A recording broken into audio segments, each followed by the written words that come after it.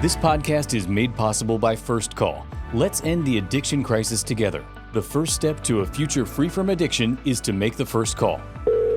Good morning, this is First Call. How may I help you? Call 816-361-5900 or go to firstcallkc.org. Welcome, everybody, to Answering the Call, a First Call podcast that's created to be a beacon of truth and support for families, friends, and everyday people that are confronting the realities of addiction, recovery, and prevention. We're so excited to be here. It's our third episode, really, but I just feel like we're just getting to know one another. Emily here is the executive director of First Call, which is an organization here in Kansas City. We've already done a podcast about the history of First Call, but something I've found recently that I really kind of love what First Call is doing. You're really stepping up your marketing expertise, really trying to let Kansas City know what First Call is all about. This podcast is part of that, right? Absolutely. We're going to use this podcast to invite people into the conversation, to talk about the hard truths of recovery and prevention of drug and alcohol addiction, and other addictions. We're gonna delve into. We're gonna do all kinds of fun things to what we feel like is to be of service to the community. But tell a little about you and about this and about why you think we're here, so that we all kind of couch this, and then we'll bring on our wonderful guest to talk about one of our topics that your marketing team has come up with. For sure. I am so excited to be here. I think you're right. First Call's been working in the community for 68 years, but we have a previous board chair who liked to say we were a very high impact agency with extremely low name recognition. And that's a problem, because when there's so much stigma around substance use and addiction, our community can't really afford to not know what to do. And we really feel like First Call is the starting point for anyone dealing with substance use disorder, or has questions about a loved one, or wants support for their community. So we're really doing a full court press here. And we're all on a journey, right? We're all on a journey of life to learn life lessons, to be the best versions of ourselves. And we're all kind of doing this together. And when you have an organization like First Call that steps in the gap, who sees the gap, steps in the gap, fills the gap, successfully helps people navigate this crazy world of addiction and recovery, it's a shame that people don't know about it. Like, we need people to know about it. Oh yeah, I mean, it can be the difference between like life and death sometimes. Right. Yeah. That's exactly right. And today we're gonna kind of really start to focus our attention on what it means to start to question your life and question who and what you are, and what the role that drugs and alcohol might play in that. The question that we're going to kind of do is a little bit of like moving into sacred ground, like those deep questions we start to ask ourselves as we get to a point in our lives where our parents stop being our parents. We have to start raising ourselves, right? Yeah. And all of a sudden we're like, well, I'm confronted with some things. Yeah. What is this alcohol in my life? What role does it play? What are drugs doing to me? How am I getting out of bed every morning to face the world and the challenges that are and I'm responsible. Yeah, like I get to decide, right? Right. Yeah. All right, so today we're going to talk about sober curiosity, like the idea of being sober and what that might mean to a young person. Is it a trend? Is it the truth? Is it the quiet knock of something deeper? And we're going to bring on a guest who has had the experience of kind of going through this. Jenny P. Do you mind? I have your last name here, but Jenny Platten. Yep. You are associated with First Call because why? How'd you find yourself getting to know this wonderful person, Emily Haig? Yeah, so I've been involved with First Call for a little over a year now. Last, I think February it was, I joined the Emerging Professionals Board, and I've been on it ever since, and I have loved it. I'm just so grateful for the opportunity. But I was a new lawyer at the time, and obviously, substance abuse is a big topic in the legal field, sure. In the profession, and I was just sort of looking for a way to get involved with the community, and just sort of... As part of I'm in recovery, so I kind of understand, 12-step service work. Was it part of your service work, or does it have nothing to do with that? So actually, First Call came first. Okay. And then, my involvement with First Call came first. The sobriety came after. So Interesting. it was really interesting timing. But anyway, the application just sort of fell in my lap. And at the time, I'd been sober curious for quite a while. And soon after, I ended up getting sober. Wow. And it actually all kind of had to do with my job. So it was a really interesting just sort of timing of events. It was a kind of kismet. Well, we're going to kind of go. I love that, kismet. We're going to go through it because I want to understand it. You're a driven young person. Like, you are driven to be successful. Talk about what it was like when you were young and how you were challenged by your upbringing and what you face as a kid, and how did you find your way into law school? That's pretty awesome. Oof, it was a journey. So I was a non-traditional student. I started law school when I was, 29, and graduated undergrad in 2014. Okay. So there was a little bit of a gap there. I kind of knew in the back of my head growing up and in college that the idea of being a lawyer was really appealing to me, but it just sort of felt like a pipe dream. And I was sort of just doing whatever sort of jobs fell into my lap. I was a recruiter for a while, and, these things were kind of working for me. But I went through a breakup in 2016, and I was just kind of at this place in my life. I was mid-20s and wanted to figure out, what I really wanted to do, and didn't want to just sort of keep skating. So I decided I was going to try to go to law school, and I made it happen. That's it was cool. Wow. It's still kind of unbelievable to me, but so graduated in 2023, and So through COVID, you yes, yeah, I was busted. in law school through COVID, which was interesting. It was a lot of online work, which Sure. was kind of tough, but I knew that I wanted to be in the Kansas City area. I went to school in Washburn, in Topeka, but I lived in Kansas City and was commuting and things like that. So Okay. definitely a non-traditional student. But yeah, going back to growing up, especially with, substance use was kind of big in my household. And I'm in family law. And that's because I've seen kind of a lot of that. My parents got divorced when I was pretty young. And actually, it was a pretty okay divorce, all things considered. But my dad was remarried and got a second divorce, and that one was not okay. It was brutal. And I was older watching him go through that. And I'm also adopted. Okay. And I have met my birth mother, and we're really good friends. So there's a lot of aspects of Yeah. family law that have kind of been in my life. And I always knew that that's the area of law that I would want to get into. Yeah. It's, Good for you. Yeah. Yeah, what a great journey. And Yeah. and obviously we're influenced by our youth. Just a Emily. little bit. Yeah. You kind of have that. In the earlier episodes, we talked about how Emily got to the place where she's the executive director of First Call. Part of your responsibility is to build a young professionals board. Is that part of? Yeah, I mean, we had a board member who was actually staff. We've been talking about engaging with a younger demographic probably since 2014. One of the beautiful things about First Call is we've been working in the community since 1958. That's 67 years. Thank you. But I can't tell you how many people I meet who have known First Call for decades of our history. They still refer to us as the NCADD. That was our name prior to 2008. And I think we kind of got to a point where we're like, we need to work harder to make ourselves available to younger people who are dealing with all of life's complexities, Right. and they need to know that we're here too.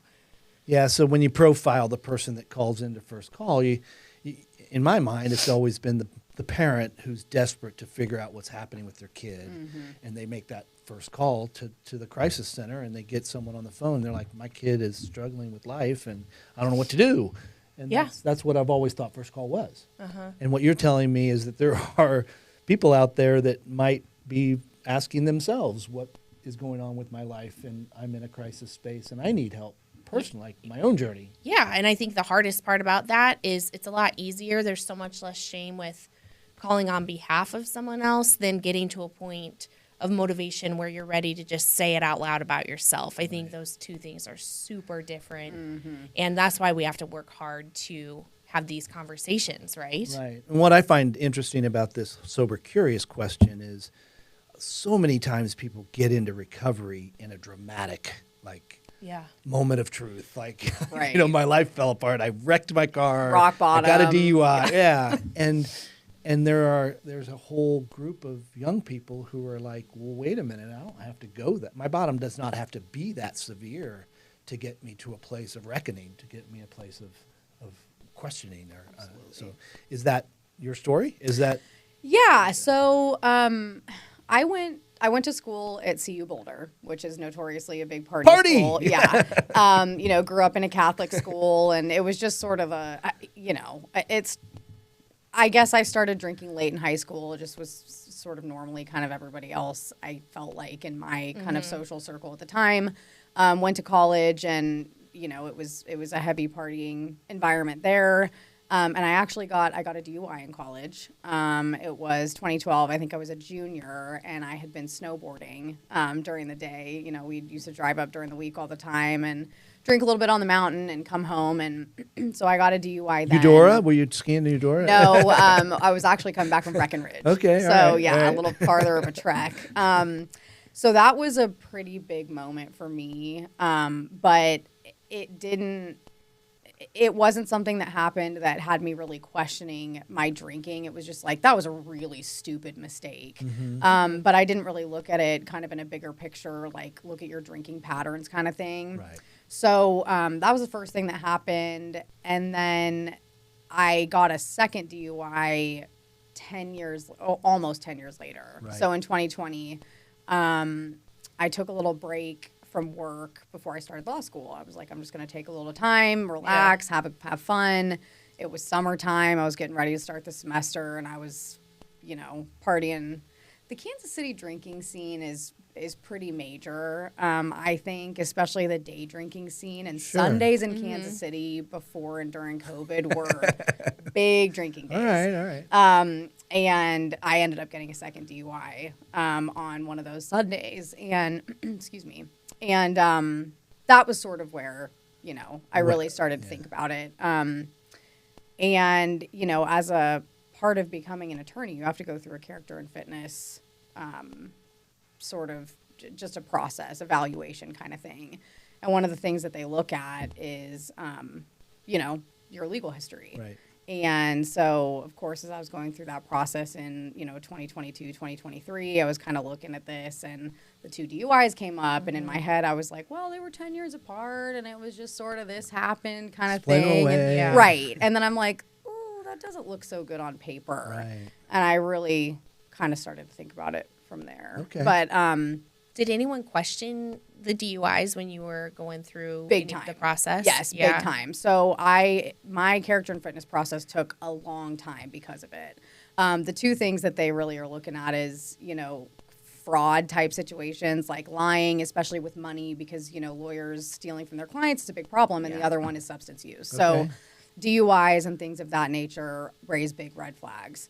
And so what ended up happening is I got through fine, but they set up an interview with a panel to kind of dig in a little bit deeper. They want to hear about, you know, the context of it, and how did you learn from it, and what have you done to make sure that it won't happen again, and are you sober, or just sort of learning a little bit more about How you the handle it, context yeah. behind it. And part of that process, they ended up asking me, you know, if you're admitted to practice law, would you be willing to do kind of a probationary period kind of thing where you are monitored, basically? And part of that agreement is you have to stay sober from all illicit substances under Missouri law. And I said, Okay. yes, of course I would do Right. that if it needed. I didn't think it was going to happen. Right. It happened. Okay. So they came back and they said, we're going to admit you, but it's contingent on this 2-year attorney monitoring agreement. And of course, I was like, absolutely, I'll do whatever I need to do. I did not get this far not to get into Right. practice law. And, you know, I've always just been a social drinker. So that didn't scare me because I didn't think, oh, I'm not going to be able to stop drinking. It was just sort of like more of an inconvenience Right. kind of thing. But it was such a blessing in disguise because it got me sober. I don't know that I ever would have fully stopped drinking or how much longer it would have taken. Yeah. Sure. Right. So, and again, that was kind of the same time that I was getting on the first call EPB, and all this stuff just sort of happened at the same time. And I was like, this was 100% meant to be. And I've been sober ever since. Interesting. So Well, and I love that first conversation when I first met Jenny. You know, something that we do anytime we're interviewing for staff or board or the Emerging Professionals Board, and it's one of my favorite parts of my job is this is a hard job. It's a difficult mission that only you get it if you get it. I would love if everyone got it. But so we always ask, like, why? You know, why are you here? Like, what's the interest? And so we usually hear really interesting stories. And Jenny, like, at first you were like, oh, I'm here. I'm a family law attorney. And you kind of talked about all of it. And then I remember my colleague asked, like, something about Quitlet, which I didn't even know what that, and you lit up. You're like, oh, I know about the Quitlet. And you two were off to the races in a way that I was like, oh, there's definitely something here. yeah. And I feel like that's such a common thing is like, maybe we don't know that's why we're here. Like I've worked at First Call for 15 years. It's been so healing, but like, that's why I'm here. That's why you're here too. Right. It's so cool. Yeah. Well, I think about the journey that I've had, and I stopped drinking when I was young, and I knew it was the right choice for me. I don't know. You would, I mean, obviously, high bottom, low bottom, whatever. I've even in sobriety, I've had to work through my demons, So, just getting sober isn't enough for any of us, right? So talk a little bit about what it meant to start questioning at that point, not being, not court ordered, not required. Someone, maybe you're on probation. Okay, you get through probation. A lot of people can fight through a DUI, designation. They have to blow into their car. They can't drive, whatever, and they get through that, and then they start drinking again, because they're just right back at it. You're done drinking. Yep. Yeah, I am. And, I get asked all the time from friends and stuff, like, who know that this is part of an agreement with work. And they're like, well, when the 2 years is up, are you going to, start drinking? And I'm like, no, that would be such a waste to me to have made it that long, because I just feel so much better. Yeah. That I can't really imagine going back. But I was sober curious for I don't know, at least 5 years probably before all this stuff really went down, before that second DUI. And I would go through these waves where, I was running with a crowd, and frankly, I still have all the same friends. And, we have friendships that went way beyond the partying, but the group in Kansas City that I've kind of been friends with for a long time has partied pretty hard historically. And I think that has died down a little bit now that we're all in our 30s and kind of progressing in careers and things like that. But I would go through these kind of patterns where, I would go through a period where I was partying kind of a lot. And again, no drinking during the week, always weekends, always in social settings. It was never, I had a terrible day and I want to go get, messed up or whatever, or I'm sad. It was just social. Right. So it was hard for me to kind of identify a problem there. But, I would call into work one day because I had been out drinking on a Sunday, and Monday I woke up and didn't want to go to work. And, or something like that would happen. And it's like, well, it's kind of starting to, affect my non-weekend life. Right. And, so then I'd go through a period where I'd either cut way back or I'd not drink for, a month or a couple months or whatever it was. And, things would start to get better again, and then I'd kind of go back into it. And I was reading a lot of Quitlet during the time, because I was getting curious about my drinking habits. Quitlet, for those of you that don't know what Quitlet is, to me it sounds like quitting literature. Yep. Okay. Just books about kind of drinking habits and problem drinking and how to live your life sober. That's interesting. My daughter just got done reading the Chris Farley novel about his life, his struggle with trying to get sober, and that would be considered Quitlet. Yeah, I think so. Yeah. There's a lot of stuff, there's stuff that's geared towards women, and there's stuff that's geared toward men, and there's, it's kind of all over the place, but it's a whole genre now. It's gotten so popular. And, I would pick up those books, and I just kind of wanted to start getting curious about, and more aware, I think, of my drinking habits. And so it was a couple years of that. Right. So it had been in the back of my mind for a long time. All right. And then I think that's why when I was presented with his attorney monitoring agreement, I was like, hell yeah, I'll do it. I wasn't scared because I'd already been thinking about it for so long. And I was like, maybe I just need something that's going to make the decision for me. And that's kind of what happened. And kind of fortunate. It was totally and fortunate. like, thank God you were in a headspace to be able to see it that 100%. way. Yeah, because if this had happened any earlier, I don't know how I would have received it. But by the time this all happened, I was like, I'm ready to stop drinking. And I think the focus for me is just, I don't want to drink. And I want to surround myself with, a sober community. And I love hearing other people's stories. And it just kind of gets my own brain kind of working around, just my patterns and my problems. And just, again, there's a lot of curiosity for me still, even though I am now 100% committed to not drinking. I'm still super curious about my own habits and reasons for it and things like that.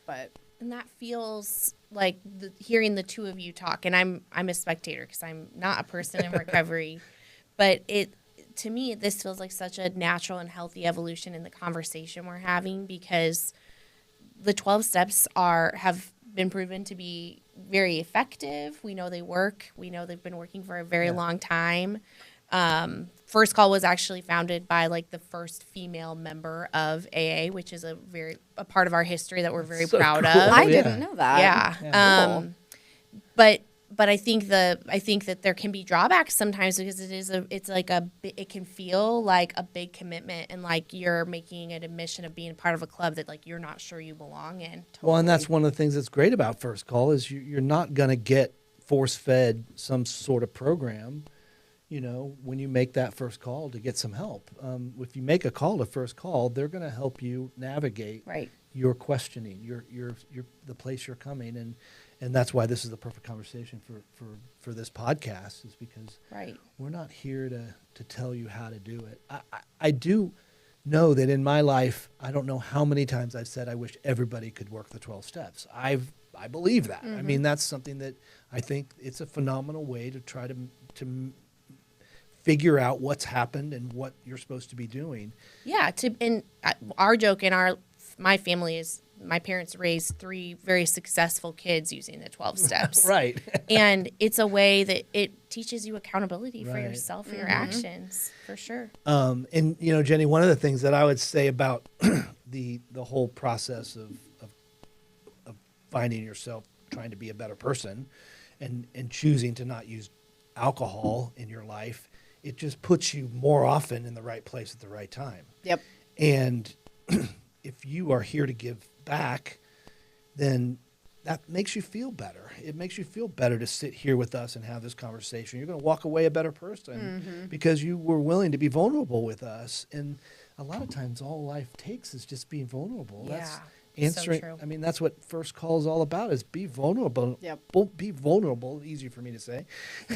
Be vulnerable enough to make the call.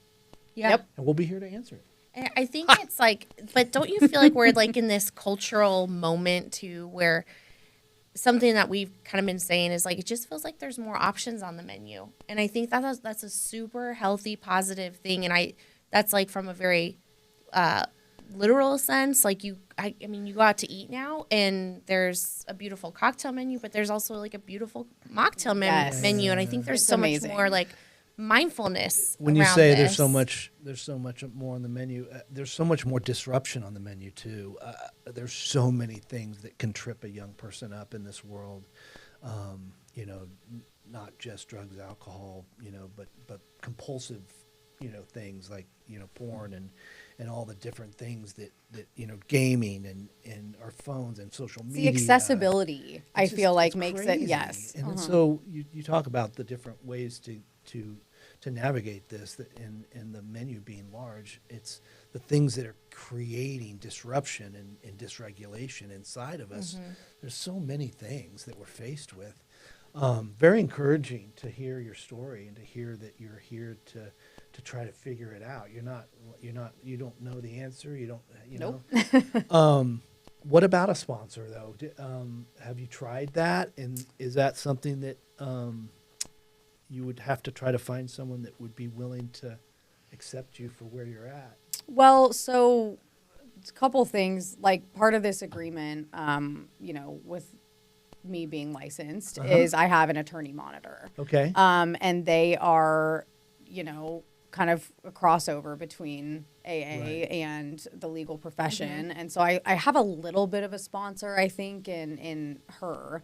Somebody that I check in with regularly, and we go to the same group, and so that's part of it. And then there are other people, in AA that I've become close with that I think are almost like quasi sponsors. Right. Accountability. Right. Partners, Yeah. And I've kind of heard from them about them working the steps and taking inventory, and there are pieces of that I've done.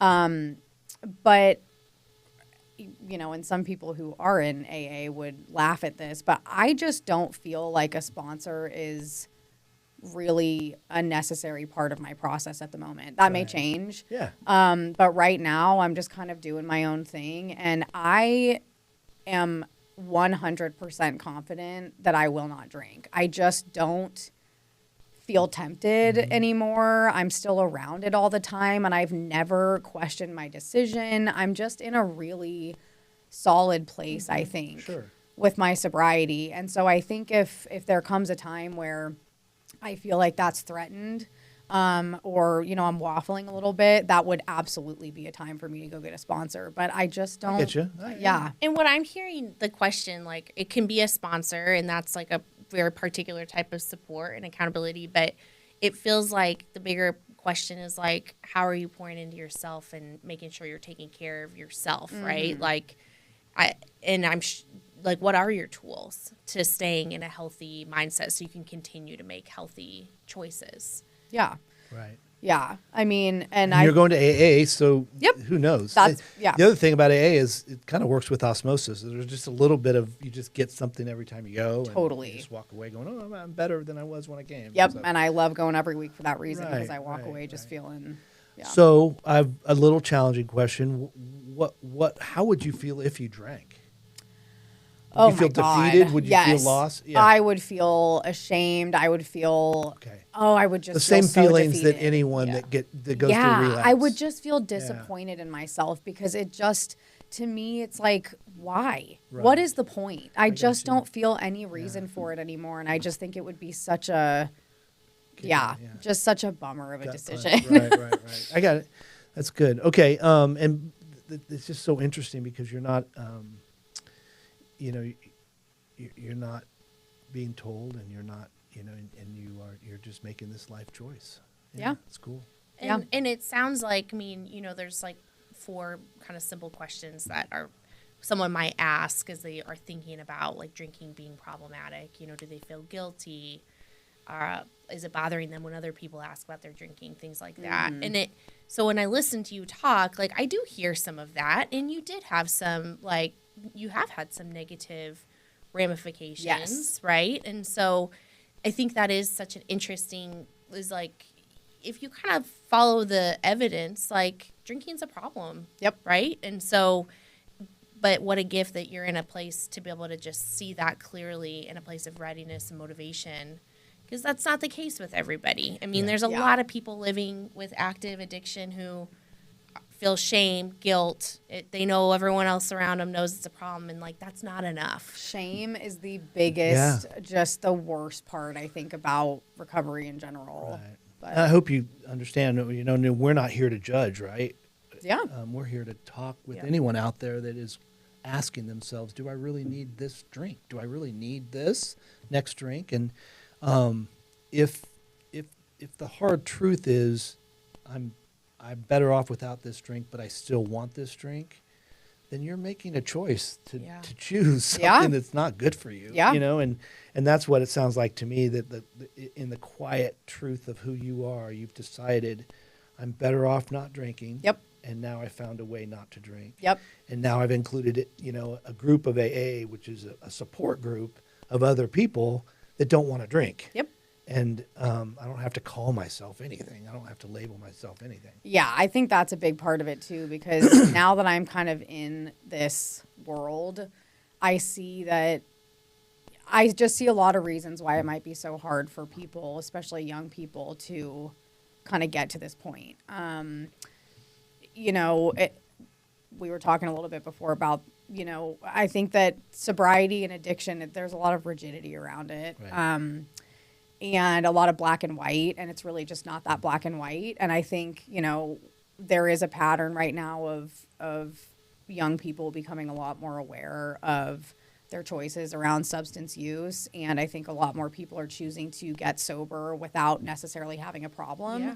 And so I just think there's such a huge spectrum that it's just important to kind of be able to have that conversation and realize that you may land, I don't know, it's not black and white. That's awesome. So I was at the doctor just for my annual, wellness check, prevention check or whatever. And my mom has cancer, and I was asking, hey, is there anything I need to be thinking about, like in terms of risk factors and she said, don't drink alcohol. And I was blown away. Because the Surgeon General put out a study a couple months ago, right, that said it's the third cause of cancer in women in particular. And that alone, and the fact that I was so glad my doctor knows that, I'm so glad my doctor's telling me that I'm like, that is a really, for people who are in that same kind of contemplative place that you're describing, like, that's enough to get my attention. Yeah. Totally. And like, thank goodness that our doctors are bringing that up too. Well, I love that. I love the importance that we're making of the choice. Like, the choice is yours. Yep. And no one else can make it for you. If you're listening out there and you're questioning your relationship with alcohol, listen to the voice. It's not weakness. It's wisdom. Mm-hmm, that's right. Yeah. Sobriety isn't a punishment. It's a possibility. Absolutely. Yeah. Yeah.